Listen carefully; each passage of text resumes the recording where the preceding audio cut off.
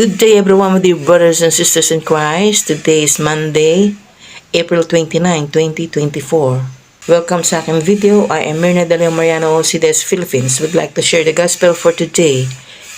Let us pray first. Come Holy Spirit, grant us the gift of understanding. And our gospel for today is according to St. John chapter 14, verses 21 to 26. Ang pangako tungkol sa Espiritu Santo. Ating alamin mga kapatid ang mabuting balita mula sa aklat ng San Juan.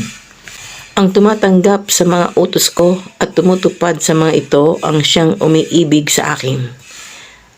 Ang umiibig sa akin ay iibigin ng aking Ama.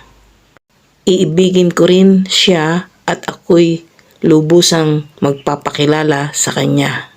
Tinanong siya ni Judas, hindi si Judas Iscariote, Panginoon, bakit po sa amin lamang kayo magpapakilala ng lubusan at hindi sa sanlibutan?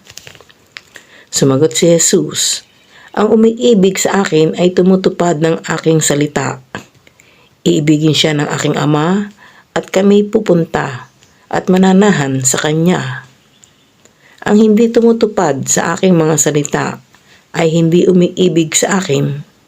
Ang salitang narinig ninyo ay hindi sa akin, kundi sa Ama na nagsugo sa akin. Sinabi ko na sa inyo ang mga bagay na ito habang kasama pa ninyo ako.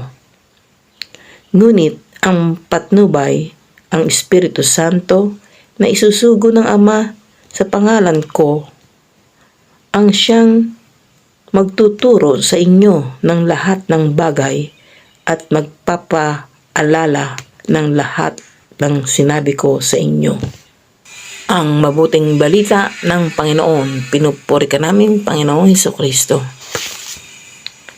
Let us pause for a while and let us pray.